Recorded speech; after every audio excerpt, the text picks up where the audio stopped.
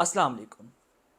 आज हम आपसे 3-4 जो इन्फॉर्मेशन है वो आपसे शेयर करेंगे। आपको असल जो ख़बर है वो बताएँगे क्योंकि मुख्तलिफ़ सोशल मीडिया जो पे प्लेटफ़ॉर्म हैं वहाँ पर हमारे अक्सर दोस्त यूट्यूबर जो होते हैं व्यूज़ के चक्कर में गलत इन्फॉर्मेशन देते हैं। अगरचे उनको व्यूज़ तो मिल जाते हैं, डॉलर भी अच्छे खासे कमा लेते हैं, लेकिन लोगों को मिसगाइड करते हैं। तो इस हवाले से आज हम आपको कुछ इन्फॉर्मेशन देंगे कि असल ख़बर क्या है, मुल्क के हालात किस तरफ जा रहे हैं। और 3-4 इशू जो हैं वो डिस्कस करेंगे। तो सबसे पहले मुल्क में जो हालिया दहशतगर्दी की लहर है, इस हवाले से डिस्कस करते हैं। तो आपके इल्म में है कि बलूचिस्तान में और केपीके में जो दहशतगर्दी है वो जो है वो काफ़ी फैल चुकी है और अब जो है इसके ख़िलाफ़ जो है वो फ़ैसला कुन जो है वो मोड़ आ गया है और इसके ख़िलाफ़ जो है वो सख्त एक्शन लेने का फ़ैसला किया जा चुका है।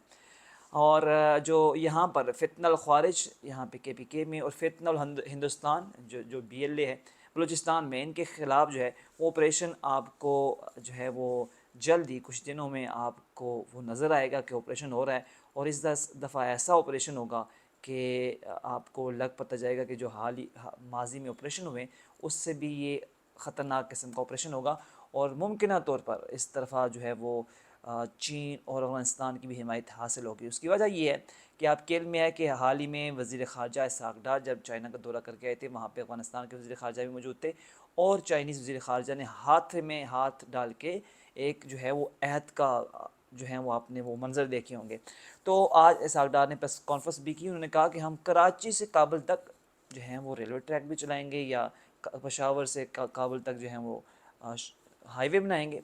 तो इट मीन्स दैट, और उन्होंने ये भी साथ भावुक कराया कि हम बीएलए और टीटीपी को अपने नहीं देंगे। तो इट मीन्स दैट वो ही शो कर रहे थे कि भाईजान अब जो है वो हाथ हौला नहीं बल्कि हाथ सख्त होने वाला है। जो डोरें हैं वो खींचने जो है वो लगी हैं और आइंदा चंद दिनों में ये ऑपरेशन जो है वो होने वाला है। और इस दफ़ा ऑपरेशन जो है वो जो है वो सख्त ऑपरेशन होगा। माजी में ऑपरेशन से हुए सख्त हुए और इस दफ़ा जो है वो जो स्पेशली इनके क्योंकि ऑपरेशन बिरयाना मरसूद जो इंडिया को धूल चटाने के बाद इनका मोराल है वो काफ़ी हाई है। तो ये फ़ैसला हो चुका कल वज़ीर-ए-आज़म और फ़ील्ड मार्शल आसिम मुनीर ने भी आपके इल्म में है कि कोयटा को दौरा किया, स्पेशली जब एपीएस की बस पे हमला हुआ उसके बाद जो है वो इसे कहते हैं कि मेरा बस हो चुकी। तो उन्होंने कहा हमारी बस हो चुकी। उन्होंने वन पॉइंट एजेंडा डिस्कस किया कि बीएलए को अब हम नहीं छोड़ेंगे। तो ये हो गई मुल्क में दहशतगर्दी के हवाले से बात के ऑपरेशन होने जा रहे हैं और दहशतगर्दी का ख़ात्मा होने लगा है और इंशाल्लाह पाकिस्तान में अच्छे दिन आने वाले हैं। वैसे भी इंशाल्लाह हमारे पाकिस्तान में अच्छे दिन चलते हैं, लेकिन और अच्छे अच्छे आने वाले हैं। अब बात करते हैं पीटीआई के हवाले से, खान साहब के हवाले से, इमरान खान के हवाले से। और उस हवाले से मुख्तलिफ़ जो यूट्यूबर्स हैं, मुख्तलिफ़ जो पीटीआई सपोर्टर हैं, हामी सपोर्टर, वो गलत ख़बरें फैलाते हैं। वो ख़बरें इसलिए फैलाते हैं कि खान साहब के नाम पे उन्होंने अच्छे खासे जायदादें बना ली हैं, पैसे बटोर लिए हैं, लेकिन लोगों को मिसगाइड करते हैं कि खान साहब आ रहे हैं, खान साहब रिहा हो गए हैं, खान साहब इधर चले गए हैं, खान साहब ने ये कर दिया और खान साहब ने वो कर दिया, खान साहब ये इस तारीख को आ रहे हैं, खान साहब इस तारीख को आ रहे हैं। तो बेसिकली मैं आपको इन्फॉर्मेशन देता चलूँ कि खान साहब अभी नहीं आ रहे।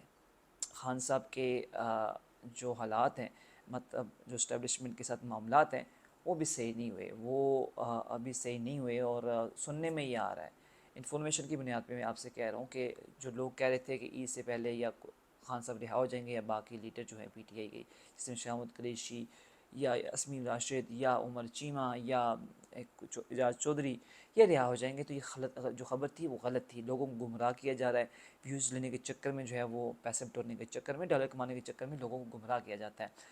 तो आज जब आपने एक और चीज़ नोट की होगी कि जब अली अमीन गंडापुर बाहर आए तो उनकी बॉडी लैंग्वेज आपको नज़र आ रही होगी।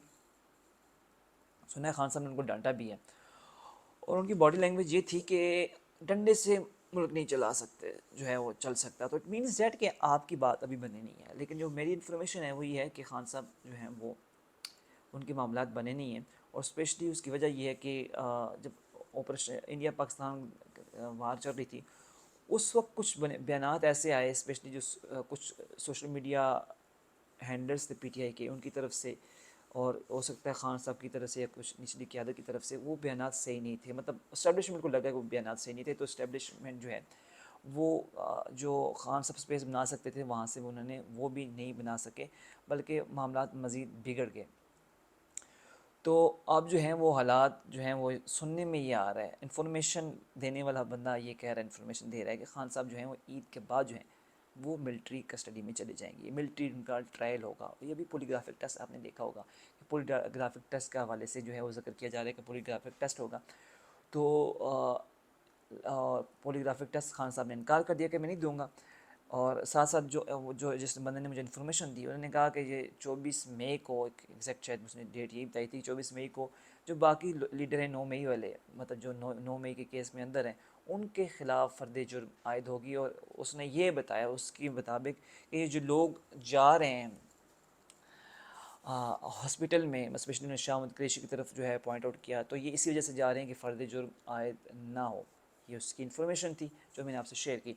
तो उसके मुताबिक खान साहब जो है वो मिलिट्री कस्टडी में चले जाएंगे, ईद के बाद ये होगा और उनका मिलिट्री ट्रायल होगा। जो है वो ये उसने इन्फॉर्मेशन दी है।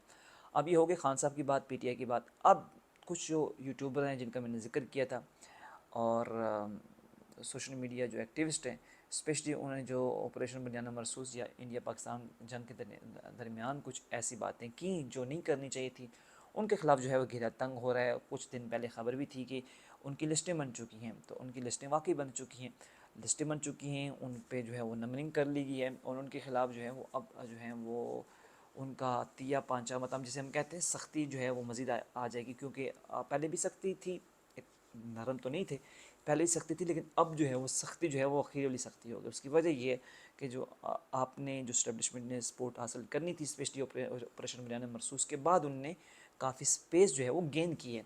तो गेन करने के बाद बंदे का मोराल हाई होता है, तो वो देखता है कि जब थोड़ा बहुत मेरे पास ग्राउंड में चीज़ें हैं, बल्कि ज़्यादा ग्राउंड में चीज़ें हैं, तो उसके बाद वो निकल निकल के शाटे मारता है। जब बैट्समैन सेट हो जाता है ना, तो आप जो क्रिकेट देखते हैं तो क्रिकेट देखते हैं तो इनके में होता है कि बैट्समैन जब सेट हो जाता है तो उसको बॉल जो है फुटबॉल नज़र आने लगता है।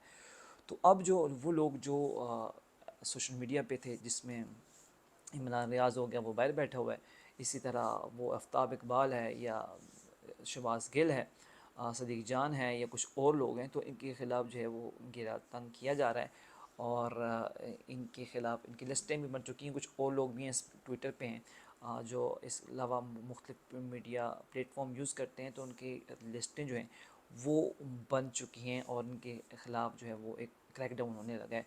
और ये भी इनको भी स्पेयर नहीं किया जाएगा। जहाँ पे दहशतगर्दी को ख़त्म किया जाएगा, वहाँ पर ये जो लोग मिस इन्फॉर्मेशन डिस इन्फॉर्मेशन फैलाते हैं, इनके ख़िलाफ़ भी घेरा तंग किया जा रहा है। तो ये 3-4 आज की जो न्यूज़ थी वहाँ से हमने आपसे शेयर की। और हमारा मकसद, व्यूज़ तो हमारे चलो आते ही नहीं है, लेकिन हमारा मकसद ये होता है कि कम से कम आपको एटलीस्ट सच से आगाह रखा जाए और आपको ये बावर करवाया जाए कि ये जो लोग बताते हैं सिर्फ अपने व्यूज़ लेने के चक्कर में या डॉलर कमाने के चक्कर में आपको मिस इन्फॉर्मेशन देते हैं, डिस इन्फॉर्मेशन देते हैं। तो हमारी कोशिश होगी कि एटलीस्ट आपको असल ख़बर से आगाह किया जाए। इस वीडियो के वाले से अपना फीडबैक लाजमी दीजिएगा। अपना ख्याल रखिएगा। अल्लाह हाफ़िज़।